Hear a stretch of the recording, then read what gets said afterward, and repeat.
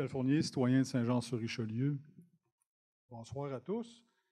C'est un peu en lien avec la décision que vous allez prendre en 13.2.1 concernant la tour Rogers. Et les technologies sans fil en général, là, les bornes Wi-Fi. Pour répondre à certains conseillers qui s'interrogeaient en fin de séance, à un moment donné, s'il y avait un alerte sanitaire à Santé Canada, ben, j'ai été visiter le site. Non, il n'y a pas d'alerte sanitaire concernant les radiofréquences. Mais j'ai quand même vu une information sur le même site de Santé Canada qui dit que pour réduire les risques, on propose de limiter les appels, utiliser le main libre, utiliser le texto.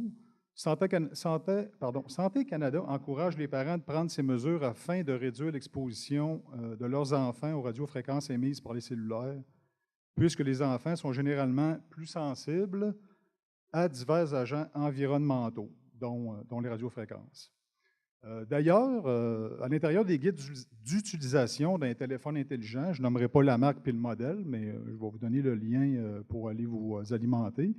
C'est marqué afin de réduire le niveau d'exposition aux radiations, s'il vous plaît, faites ce qui suit. Utilisez un kit main libre.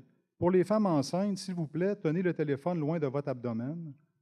Bref, il y a une liste de plusieurs modèles et notices sur le site canadien pour une technologie sécuritaire que vous pouvez vous alimenter, encore une fois, de plein de modèles d'appareils qui ont des notices que probablement que les gens ne lisent pas.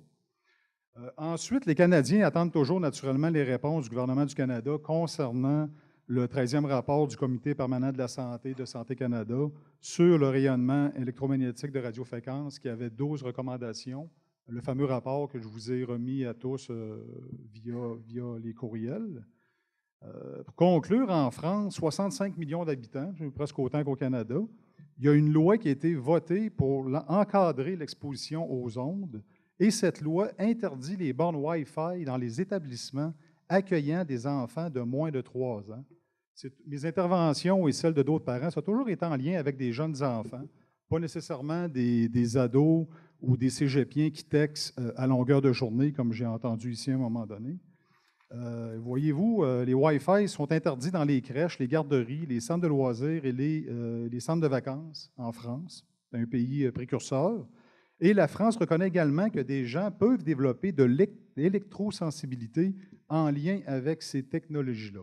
Évidemment, au Québec, au Canada, on n'a pas encore ce niveau de précaution-là, mais il y a quand même des demandes de loi, un projet de loi sur l'étiquetage des technologies sans fil, qui est seulement en première ou deuxième lecture, je crois. Ma question en tant que telle, lorsque vous envoyez des lettres pour aviser des citoyens dans un périmètre où il va y avoir une tour d'antenne qui émet exactement ce genre de radiofréquence-là, ce serait le fun que ces gens-là aient les deux côtés de la médaille sur la lettre, pas seulement un lien qui renvoie, dans le cas échéant ici, à Rogers. C'est comme si vous me diriez, si vous voulez en savoir plus sur les cigarettes, appelez le fabricant. C'est un petit peu biaisé. Ça, c'est la question numéro 1, de donner les deux côtés de la médaille.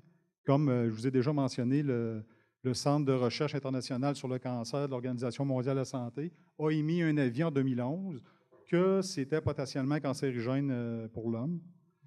Et la deuxième question, c'est peut-être de quoi de gros. Saint-Jean-sur-Richelieu pourrait être peut-être une ville précurseur à travers le Canada, en délimitant une zone blanche sur son territoire, une zone dans laquelle les puissances de radiofréquence seraient aussi bas que 5 microwatts au mètre carré, comme une suggestion du Parlement européen. 5 microwatts au mètre carré, c'est pratiquement rien, là. Pour donner une idée, à travers le territoire de Saint-Jean, j'ai fait 10 lectures ponctuelles. Il y a des endroits que c'est 10 000 microwatts. Moi, à l'intérieur de ma maison, c'est exactement ça, 5 microwatts au mètre carré. Je n'ai pas de Wi-Fi, je n'ai pas de téléphone sans fil.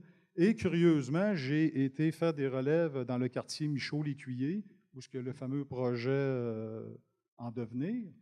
Et c'est 5 microwatts qu'il y a dans ce coin-là. D'autres régions à l'Acadie aussi que j'ai été faire des relèves. Bref, c'est mes deux questions. Un, les deux côtés de la médaille dans des lettres quand vous avisez les citoyens. Et deux, ça c'est un gros morceau, j'en conviens, de délimiter un territoire qui serait appelé une zone blanche, Écoutez, à travers le Québec, à travers le Canada, il y aurait des gens qui iraient s'installer là parce que c'est demandé mondialement. C'est mes questions, M. Quentin. Merci, M. Fournier. Ce sont des facteurs à considérer. Pour ce qui est du contenu de la lettre, bien, les gens, nous, on informe les gens où est-ce qu'il y a une demande ou une intention, une possibilité d'installer une tour.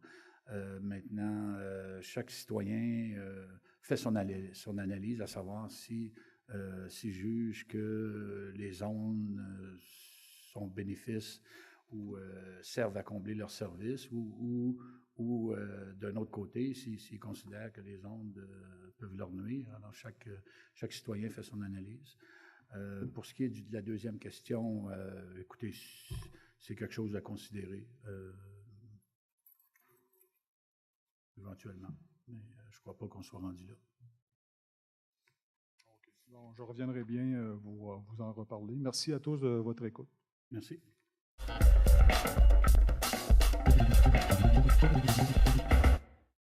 Oh. Monsieur Fournier, avez-vous du nouveau? Oui. Premièrement, pour M. Larivière, ce n'est pas moi qui décide, c'est le CCU. Non, c'est le conseil qui décide. Le conseil, mais c'est le CCU qui propose. Le CCU a dit oui. CCU fait les recommandations. C'est le conseil qui décide, pardon, oui. C'est tout simplement les raisons. Je ne comprends pas que Mme Lamotte, elle ne s'est pas fait répondre par les intervenants au permis puis tout ça, parce qu'il y a 6 critères d'évaluation. Et c'est justement le critère numéro 6 qui dit que les antennes de télécommunication ne sont pas implantées à proximité des secteurs de développement domiciliaire projetés et inclus au plan d'urbanisme. C'est ce que Mme Marcoux vient de dire. Donc, peut-être y faire une photocopie des critères d'évaluation. Elle va peut-être un peu plus comprendre. Puis moi, la dernière fois, je vous avais dit que je n'étais ni pour ni contre l'implantation.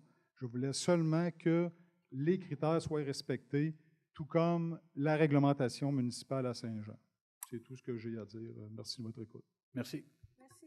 On pourrait peut-être faire une réunion avec Mme Lamotte, M. Fournier. Mais, excusez, j'ai un autre petit commentaire, M. Fournier, s'il vous plaît. C'est que je veux juste vous dire, M. Fournier, puis il y a quand même 100 maisons qui se construisent à côté. Là. Moi, là, je demeure dans la paroisse Sacré-Cœur, à côté de chez Frère Maris. Il y a une antenne de communication qui est chez Frère Maris. Il y a une tour de communication qui est 500 pieds plus loin chez Tim Horton. Puis, mon bureau est en 9e avenue, puis dans le pignon de l'église, il y a 2 kits d'antennes. OK, merci. En plus de ça, Monsieur Larivière. J'ai un Bluetooth, puis je suis Monsieur Larivière, merci. J'ai des batteries dans les oreilles, puis je ne pense pas de mourir demain matin. C'est juste ça que je veux vous dire. Monsieur Larivière, merci pour les précisions. Merci. Monsieur Fournier, je ne veux pas qu'on embarque dans un débat. Non, on vous a entendu. Je vais m'adresser à vous, monsieur le maire supplément. Faites abroger le critère numéro 6 et ça va clore la discussion. C'est tout. OK. Merci.